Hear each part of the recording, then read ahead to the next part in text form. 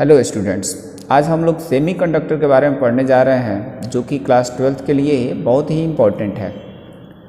Semiconductors को जानने से पहले हम लोग जानते हैं कि कंडक्टर क्या होता है और इंसुलेटर क्या होता है।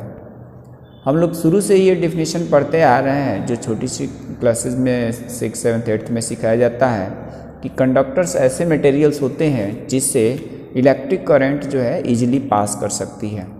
The materials or the substances through which electric current can pass easily is called conductors, like iron, aluminum, copper, etc. And the insulator are those substances or those materials through which electricity cannot pass or current cannot pass through them. तो वो ये हमारे क्या होते हैं, insulator होते हैं जिनसे करंट इजीली नहीं पास कर सकती है। एग्जाम्पल के लिए है हमारा ग्लास है, प्लास्टिक है, पेपर है और dry wood. Semi conductors are those substances whose conductivity is greater than the insulator but less than the conductor, और the substances whose conductivity lie between the insulators and the conductor is called semiconductors, like germanium, silicon, carbon, etc. All these substances have 4 valency, that is they are called tetravalent substances, यानी ऐसे substances जो होते हैं इनके outer cell में 4 electrons होते हैं, 4 electrons होते हैं, और 4 इलेक्ट्रॉन्स वाले सब्सटेंसेस को हम लोग टेट्रावैलेंस सब्सटेंसेस कहते हैं। अब ये तो रहा हमारी डिफिनीशन जो है किसके बेसिस पे, ये रहा जो हमारे जनरल डिफिनीशंस पढ़ते हैं। लेकिन इससे बियॉन्ड हम लोग जानेंगे एक बैंड थ्योरी के बेसिस पर कि ये सेमीकंडक्टर्स, इंसुलेटर्स और कंडक्टर्स की डिफिनीशन क्या चीज़ होती है। तो आइए सबसे पहले हम समझने की कोशिश करते हैं कि ये वैलेंस बैंड क्या चीज़ होते हैं। देखिए, हम लोग जानते हैं, जैसे पहले पढ़ चुके हैं कि किसी अगर हाइड्रोजन एटम है, कोई भी हाइड्रोजन एटम है, तो उसके nth ऑर्बिट का जो एनर्जी होता है 13.6/n² इलेक्ट्रॉन वोल्ट होता है। जहाँ पर n क्या होता है, n हमारे नंबर ऑफ सेल्स होते हैं, ये नंबर ऑफ सेल्स होते हैं, या इसको हम लोग प्रिंसिपल क्वांटम नंबर भी कहते हैं, प्रिंसिपल क्वांटम नंबर भी कहते हैं। ठीक है, अब इसमें जो हम n की वैल्यू अगर रखते जाएंगे, जैसे फर्स्ट सेल के लिए अगर हम निकालेंगे एनर्जी, तो ये हमारे पास आ जाएगा माइनस का 13.6/1², और 1 का स्क्वायर तो 1 ही होता है, तो माइनस का 13.6 इलेक्ट्रॉन वोल्ट। ये हमारा फर्स्ट सेल या फर्स्ट ऑर्बिट का वो क्या हो गया, एनर्जी निकल गया। इलेक्ट्रॉन्स जो होते हैं ग्राउंड स्टेट में, वो अपने क्या करते हैं कि ग्राउंड स्टेट या लोएस्ट एनर्जी लेवल में होते हैं। जब इनको हम लोग बाहर से एनर्जी दे देते हैं, तब क्या करता है, वो एक्साइटेड स्टेट में पहुंच जाता है, और एक्साइटेड स्टेट के बाद क्या करता है, वो तब एनर्जी गेन करने के बाद एक, जैसे ये इलेक्ट्रॉन्स जो आउटर मोस्ट शेल के जो इलेक्ट्रॉन होता है वो होता है हमारा वैलेंस इलेक्ट्रॉन। वैलेंस इलेक्ट्रॉन या लास्ट ऑर्बिट या लास्ट शेल द्वारा जो उस एटम का एनर्जी क्रिएट होता है, या जितना एनर्जी होता है, वो हमारा वैलेंस बैंड कहलाता है। बैंड का मतलब यहाँ पर ये हमारा मतलब है कि जो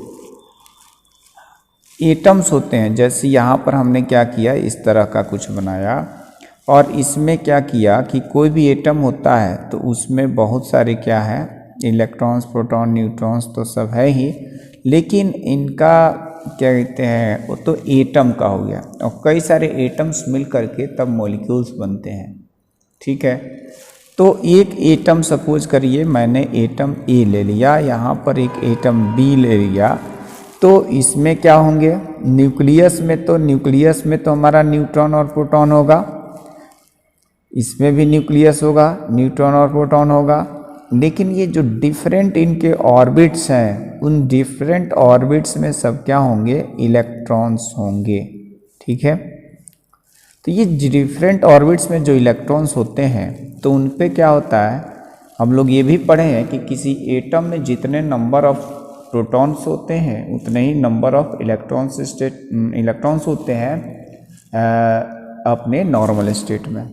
तो यहाँ पर प्रोटॉन होगा यानी कि प्रोटॉन पे पॉजिटिव का चार्ज, यहाँ पे इलेक्ट्रॉन इसके ऑर्बिट में घूम रहा है, तो प्रोटॉन और इलेक्ट्रॉन के बीच में फोर्स ऑफ अट्रैक्शन लगेगा, क्योंकि दोनों जो हैं डिफरेंट या कहें अपोजिट चार्जेस हैं, तो इनके बीच में फोर्स ऑफ अट्रैक्शन लगेगा। इसी तरह से ये जो उसके बाद वाला शेल है, मान लेते ये के शेल में 2 इलेक्ट्रॉन्स था तो इनके बीच में लग रहा था। इसी तरह से ये इसके बाद नेक्स्ट शेल हमारा एल शेल में है, एल शेल में भी जितने भी इलेक्ट्रॉन्स हो, 6 हो, 8 हो, 4 हो, इनके द्वारा भी इस न्यूक्लियस के द्वारा इस पर फोर्स ऑफ अट्रैक्शन लगेगा, यानी प्रोटॉन इसको अपनी ओर अट्रैक्ट करेगा। जैसे जैसे ये क्या होगा, न्यूक्लियस से इसकी डिस्टेंसेस बढ़ती जाएगी, वैसे वैसे फोर्स तो तब भी न्यूक्लियस के द्वारा इस पे लगेगा, लेकिन डिस्टेंस बढ़ने के साथ साथ फोर्स ऑफ अट्रैक्शन की वैल्यू कम होती जाएगी, यानी फोर्स जो होगा वो इन्वर्सली प्रोपोर्शनल होता है 1/r² के, जहाँ पर r² जो होता है वो क्या चीज़ होता है, r² होता है डिस्टेंस बिटवीन द 2 चार्जेस। जैसे एक चार्ज यहाँ पे प्लस का है, दूसरा यहाँ माइनस का चार्ज है, ये प्लस q ये माइनस q, इनके बीच की डिस्टेंस अगर r है तो इनके बीच जो फोर्सेज लगता है by the Coulomb's law, F = 9 × 10⁹ Q1 Q2/r होता है, यानी कि प्लस का q इंटू फिर minus q divided by r², यानी r जो होता है डिस्टेंस बिटवीन 2 चार्जेस होता है। तो इस तरह से अगर ये सब फिक्स्ड रखा जाए तो F inversely proportional to 1/r² होता है। तो यहाँ पर हम ये बात समझाने जा रहे हैं कि जो भी हमारे पास कंडक्टर्स होगा, जैसे जैसे ये न्यूक्लियस से इलेक्ट्रॉन की डिस्टेंसेस बढ़ती जाएगी, इंक्रीज करती जाएगी, वैसे वैसे इनके बीच का फोर्स ऑफ अट्रैक्शन भी कम होता जाएगा, क्योंकि डिस्टेंस बढ़ेगा तो फोर्स घटेगा, इन्वर्सली प्रोपोर्शनल है। इसी तरीके से तो एक तो हमने देखा कि जो न्यूक्लियस ऑफ द एटम और इलेक्ट्रॉन के बीच में भी इलेक्ट्रोस्टैटिक फोर्स लगता है, इलेक्ट्रोस्टैटिक फोर्स में भी अट्रैक्टिव और रिपल्सिव। तो यहाँ पर तो अट्रैक्टिव फोर्सेस ही है, यानी कि प्रोटॉन और इलेक्ट्रॉन्स जो होगा एक दूसरे को अट्रैक्ट करेगा, न्यूट्रॉन पे तो कोई चर्चा नहीं होता है, ठीक है। लेकिन ये तो रहा एक एटम, इस एटम को हमने बी नाम दे दिया। इसी तरीके से एक एटम और भी यहाँ पर दूसरा एटम ले लिया जाए तो इसमें भी न्यूट्रॉन और प्रोटॉन होगा, यानी न्यूक्लियस होगा। एक दूसरा एटम यहाँ पर ए ले लिया तो इनके पास भी, इसके पास भी फर्स्ट शेल होगा, इसमें 2 इलेक्ट्रॉन्स होंगे, इसमें भी इसी तरह से आगे जो है ये लास्ट ऑर्बिट में जो शेल होगा यानी वैलेंस इलेक्ट्रॉन होंगे। तो ये वैलेंस इलेक्ट्रॉन जो होगा, वैलेंस इलेक्ट्रॉन, जैसे इसमें वैलेंस इलेक्ट्रॉन हम मान लेते हैं 3, इसमें मान लेते हैं कुछ 4 मान लेते हैं, लास्ट ऑर्बिट का इलेक्ट्रॉन्स वैलेंस इलेक्ट्रॉन्स कहलाता है। तो ये भी तो एक दूसरे के नेबरिंग है, तो इससे क्या होता है कि ये भी एक दूसरे को रिपेल करते हैं। इस तरह से ये जो इलेक्ट्रॉन्स होते हैं इनका पोजीशन जो है ना, फोर्स ऑफ रिपल्सन के कारण कुछ न कुछ चेंज हो जाता है, ठीक है। वैलेंस बैंड के यानी वैलेंस सेल के जो इलेक्ट्रॉन्स होते हैं वो एक ही मटेरियल में डिफरेंट टाइप्स के एटम्स होते हैं, और डिफरेंट टाइप के जो एटम्स हैं उनके वैलेंस इलेक्ट्रॉन भी आपस में रिपल्सिव फोर्स लगाते हैं। इसी तरह से वैलेंस सेल का अगर ये इलेक्ट्रॉन होगा, एक एटम का ये इलेक्ट्रॉन्स इस दूसरे एटम के न्यूक्लियस के साथ भी फोर्स ऑफ अट्रैक्शन लगता है, तो इनके बीच जो भी एनर्जी फॉर्म होती है वो हमारा वैलेंस, उसको हम लोग एनर्जी बैंड कहते हैं। यानी अभी हमने पढ़ा कि हाइड्रोजन एटम के लिए En होता है -13.6/n² इलेक्ट्रॉन वोल्ट। तो ये डेफिनेट है कि हाँ, first cell, second cell, third cell सबके लिए एनर्जी लेवल फिक्स्ड है। लेकिन यहाँ पर हम देख पा रहे हैं कि अगर डिफरेंट टाइप्स के अगर एटम्स है और आकर के वो मिलते हैं किसी मटेरियल में है, यानी इसको बोलते हैं, ये तो सिंगल एटम में हम लोग सिंगल एटम के बारे में पढ़ चुके हैं। सिंगल एटम अगर होता है तो वो न्यूट्रल होता है, क्योंकि उसमें आइसोलेटेड एटम जो होता है क्वेश्चन न्यूट्रल, क्योंकि उसमें number of protons number of electrons equal होते हैं। तो उसकी एनर्जी जो होती है कुछ इस तरह से दी जाती है जैसा कि मैंने फिगर में बताया है, En इक्वल टू -13.6 लेकिन अगर कहीं पर क्रिस्टल्स हो जाए किसी भी सब्सटेंस का या लैटिस बन जाए तो वहाँ पर एनर्जी का जो डिस्ट्रीब्यूशन होता है यूनिफॉर्म नहीं होता है, बल्कि वो डिस्क्रीट फॉर्म में हो जाता है, डिफरेंट फॉर्म्स में हो जाता है। और ये जो अभी हमने बताया कि ये वैलेंस इलेक्ट्रॉन्स जो है वो आपस में रिपेल भी करेंगे, जबकि एक एटम का वैलेंस इलेक्ट्रॉन दूसरे एटम के प्रोटॉन के साथ अट्रैक्ट भी होगा। तो इस तरह से इनका जो एनर्जी होगा कुछ चेंज हो जाता है, ये हमारा एनर्जी बैंड कहलाता है। तो नेक्स्ट जो हमारा डिफिनीशन है कंडक्टर इंसुलेटर और उसके, तो एनर्जी बैंड के बेसिस पर इसकी डिफिनीशन है। अब एनर्जी बैंड को हम लोग एनर्जी बैंड हमने समझा दिया कि अगर आइसोलेटेड एटम है तो उसमें जो एनर्जी है हर ऑर्बिट की फिक्स्ड है, लेकिन अगर कोई लैटिस कोई क्रिस्टल्स है तो वहाँ पर क्या है डिफरेंट टाइप्स के एटम्स होंगे। तो वो एटम्स आपस में एटम्स के जो आउटर मोस्ट शेल के इलेक्ट्रॉन्स होंगे वो आपस में रिपेल करेंगे, जबकि एक एटम का वैलेंस इलेक्ट्रॉन दूसरे एटम के प्रोटॉन के साथ अट्रैक्ट होगा। तो इस तरह से जो हमारा किसी लैटिस में एटम्स की जो एनर्जी होती है वो फिक्स ना करके कुछ डिस्क्रीट होती है, चेंज हो जाती है, और ये जो वेरिएशन ऑफ एनर्जी होता है वो हमारा एनर्जी बैंड कहलाता है। अब ये एनर्जी बैंड किस तरह से, जैसे यहाँ पर एनर्जी बैंड दो तरह का होता है। एक तो इलेक्ट्रॉन, ये जो होता है हमने कहा था कि सबसे पहले जो एटम्स होते हैं अपने लोएस्ट एनर्जी लेवल या ग्राउंड स्टेट में होते हैं, जिसमें ग्राउंड स्टेट होते हैं, और ग्राउंड स्टेट के बाद जो उसके आउटर मोस्ट शेल का इलेक्ट्रॉन होता है वैलेंस इलेक्ट्रॉन कहलाता है, और वैलेंस इलेक्ट्रॉन्स द्वारा जो एनर्जी एसोसिएट होती है वैलेंस बैंड एनर्जी कहलाता है। तो ये हमारा वैलेंस बैंड है, वैलेंस बैंड, वैलेंस बैंड है। वैलेंस बैंड से ठीक ऊपर होता है कंडक्शन बैंड। कौन सा बैंड होता है? Conduction band. यहाँ पर कंडक्शन बैंड होता है, ये CB हो गया, कंडक्शन बैंड होता है। और वैलेंस बैंड और कंडक्शन बैंड इन दोनों के बीच में जो एनर्जी गैप होता है उसको हम फॉरबिडन एनर्जी गैप कहते हैं, एनर्जी गैप कहते हैं। ठीक है, फॉरबिडन एनर्जी गैप कहते हैं। इसको हम लोग इस एनर्जी गैप को EG से भी डिनोट करते हैं, एनर्जी गैप।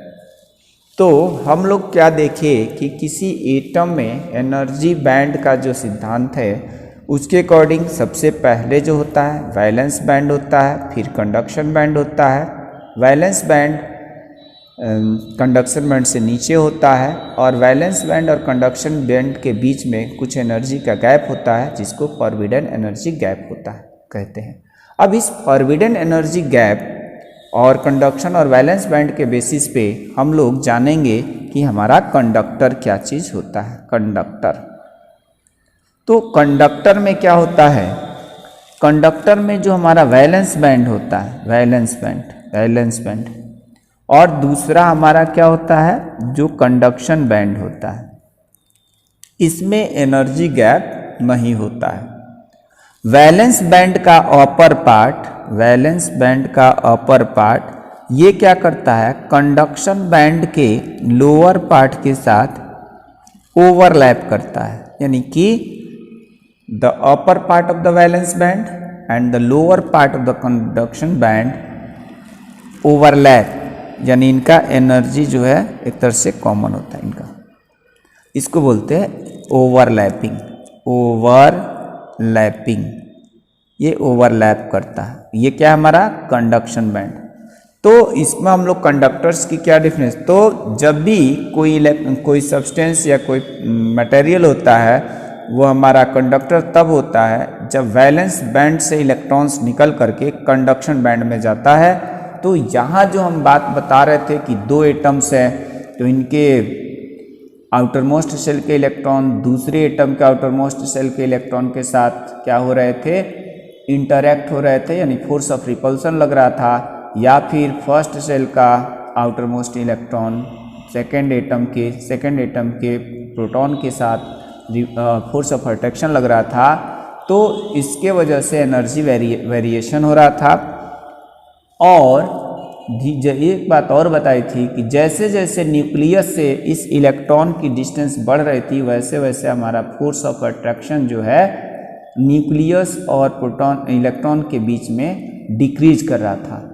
अंत में जब उसको एनर्जी सफिशिएंट दे दी जाती है, तो यही हमारा जो वैलेंस शेल का जो इलेक्ट्रॉन्स है वो क्या करता है कि ये वैलेंस बैंड से निकल करके और ये क्या करता है, कंडक्शन बैंड में चला जाता है। जब ये वैलेंस बैंड से निकल जाता है और कंडक्शन बैंड में फ्रीली मूव करने लगता है, तो ये इलेक्ट्रॉन्स हमारा क्या कहलाता है, यहाँ से ये इलेक्ट्रॉन्स निकला है और निकल करके पहुँच गया है कंडक्शन बैंड में।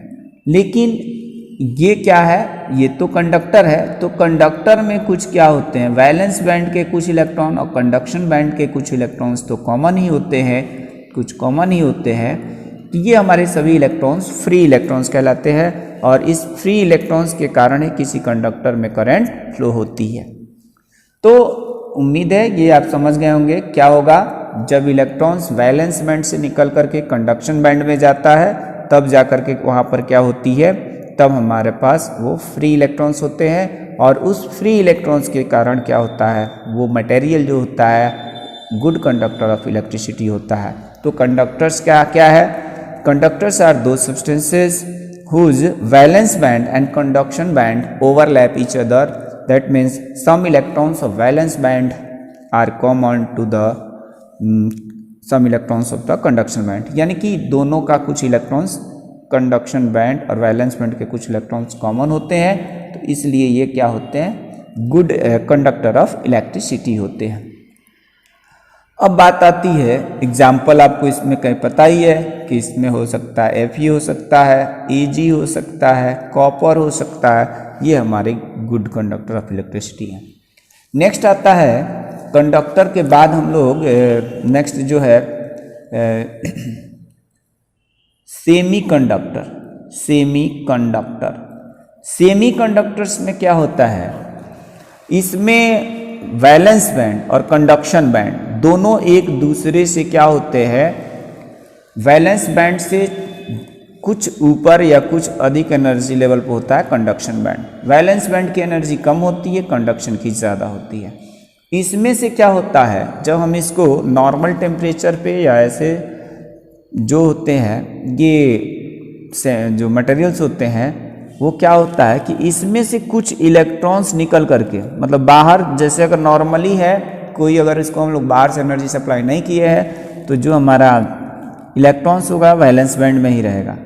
लेकिन जैसे इसको बाहर से एनर्जी दे दी जाती है 0.72 इलेक्ट्रॉन वोल्ट या 1.1 इलेक्ट्रॉन वोल्ट, ये अलग अलग मटेरियल्स का होता है, सिलिकॉन का, जर्मेनियम का अलग अलग होता है। अगर हम इतनी एनर्जी दे देते हैं तो ये इलेक्ट्रॉन्स कहाँ चला जाता है, कंडक्शन बैंड में। ये इलेक्ट्रॉन्स कहाँ जंप करके चले जाएगा, फॉरबिडन एनर्जी गैप पार करके वो कंडक्शन बैंड में चला जाता है। तो वो एक क्या होता है, कंडक्टर की तरह कार्य करने लगता है। तो इस ऐसे सब्सटेंस को सेमीकंडक्टर्स कहते हैं। यानी सेमीकंडक्टर्स में क्या होता है, there are valence band and conductor band, but there is the gap between the valence band and the conduction band, and this gap is called forbidden energy gap. Example में है silicon, germanium, carbon. अगर हम लोग germanium को 1.1 electron volt या silicon को 0.72 electron volt की energy दे देते हैं, तो ये जो हमारा इलेक्ट्रॉन्स वैलेंस बैंड से जो इलेक्ट्रॉन है वो कंडक्शन बैंड में चला जाता है, और वो हमारा जो है गुड कंडक्टर ऑफ इलेक्ट्रिसिटी की तरह एक्ट करता है। नेक्स्ट आता है इंसुलेटर। अब इंसुलेटर में भी यही चीज़, इसमें भी वैलेंस बैंड में इलेक्ट्रॉन होंगे, वैलेंस बैंड में इलेक्ट्रॉन्स बहुत सारे होंगे। अब ये जो वैलेंस बैंड के जो इलेक्ट्रॉन्स होंगे और उसके ऊपर होता है कंडक्शन बैंड। अब इनके बीच का जो एनर्जी गैप होता है ना, जो फॉरबिडन एनर्जी गैप कहलाता है, फॉरबिडन एनर्जी गैप, ये एनर्जी गैप जो होता है बहुत ज़्यादा होता है। यानी हम इसको कितना ही एनर्जी देते हैं मगर ये इलेक्ट्रॉन्स ये क्या है, फॉरबिडन एनर्जी बैंड को के गैप को पार करके और इस कंडक्शन बैंड में नहीं पहुंच पाते हैं। इसलिए ऐसे मटेरियल्स जो होते हैं पुअर कंडक्टर ऑफ इलेक्ट्रिसिटी होते हैं। ठीक है, पुअर कंडक्टर क्यों हो गया, क्योंकि वैलेंस बैंड से इलेक्ट्रॉन्स निकल करके और कंडक्शन बैंड में नहीं पहुंचा। अब हम लोग आते हैं अपना जो मेन टॉपिक है कि सेमीकंडक्टर्स, और उसका दूसरी चीज़ हमने बताया कि ये सेमीकंडक्टर्स के एग्जांपल हमने नहीं दिया, जर्मेनियम हो गया, सिलिकॉन हो गया, कार्बन हो गया, ये सभी जो है ना, ये सभी होते हैं टेट्रावैलेंट। टेट्रा मतलब 4 होता है, वैलेंट का मतलब इलेक्ट्रॉन्स, 4 इलेक्ट्रॉन्स होते हैं, यानी इनके आउटर मोस्ट में 4 इलेक्ट्रॉन्स होते हैं। ठीक है, अब नेक्स्ट हम लोग समझते हैं कि ये पी टाइप सेमीकंडक्टर्स यानी सेमीकंडक्टर्स के टाइप्स, कि सेमीकंडक्टर्स कितने टाइप के होते हैं।